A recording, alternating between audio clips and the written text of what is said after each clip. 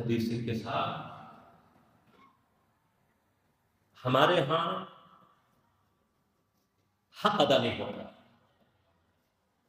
جب مجلس میں حدیث کے ساتھ پڑھی جاتی ہے تو وہ ایک صرف تکلف کی نوعیت ہوتی ہے. وہ آدمی ڈھونڈا جاتا ہے جو سب سے تیز ترین حدیث کے ساتھ پڑھ سکے. اور لازم بات ہے جب حدیث کے ساتھ ہو رہی ہوتی ہے تو ہم تو ذہنی طور پر جانتے ہیں کہ ابھی ہم نے جانا نہیں ہے. یہ ایک عام سی بات ہے. البتہ میں خدا نہ خاصہ کوئی جسارت یا اس کے مرحلے میں نہیں ہوں. یقیناً جتنے بھی ذاکرین ہیں سارے کے سارے خلوص رکھتے ہیں، مقام ہے، درجہ ہے، سب کچھ ہے. میں کسی چیز کا نہ منکر ہوں نہ کسی کے لیے بے احترامی کر رہا ہوں، لیکن خدا کے لیے تھوڑی سی عادت بنائیں چیزوں کو. اب میں خود بھی شامل ہو سکتا ہوں کہ ہمیں اپنی چیزوں کو ٹائم کے اعتبار سے منظم کرنے کی ضرورت ہے. ہماری بد نظمیاں بعض لوگوں پہ توہین کا باعث کرتی ہیں. مثلا اگر ہمیں معلوم ہو کہ مثلا ایک مجلس کا عام طور پر جو دورانیہ ہے وہ گھنٹے میں ختم ہو جائے گا یا سوا گھنٹے میں ختم ہو جائے گا تو شاید مومنین کے لیے اتنا سنگین نہ ہو معاملہ. لیکن مشکل یہ ہے کہ ہماری پڑھنے والے مجھ سمیت میں اپنی بات سب سے پہلے کروں گا کہ ہماری بھی کوشش یہ ہوتی ہے کہ جتنا لمبا ہم مطالب کو لے جائیں. ضروری نہیں ہوتا 45 منٹ میرے، البتہ میری اپنی ذاتی، اگر مجھ سے کوئی پوچھے تو میں کہوں گا بہترین دورانیہ مجلس کا 45 منٹ یہ بہترین ہے سائیکلوجیکل اعتبار سے بھی، اس لیے کہ 35 منٹ کے بعد دماغ کی کھڑکیاں سمجھنے کے لیے بند ہو جاتی. تو 35 منٹ کے بعد اگر آپ اپنی دانش کو کچھ سمجھا بھی رہے ہیں تو کوئی فائدہ نہیں ہے. لہذا میری اپنی کوشش یہ ہوتی ہے کہ 30 سے 35 منٹ کے اندر مطلب کو بیان کر کے اور مسائل شروع کر دوں. عام طور پر میری کوشش ہوتی ہے، ہو سکتا ہے کبھی مجھ سے غفلت ہو جائے.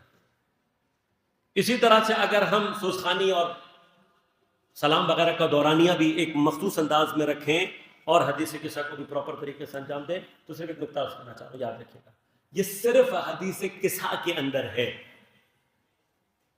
کہ یہ پوچھا گیا کہ اس ذکر کو پڑھنے کی فضیلت کیا ہے.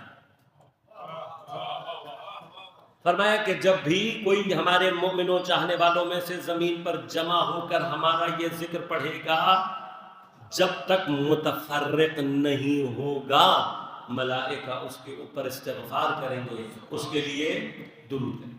اب جو آئی حدیث قصہ کے بعد رہا ہے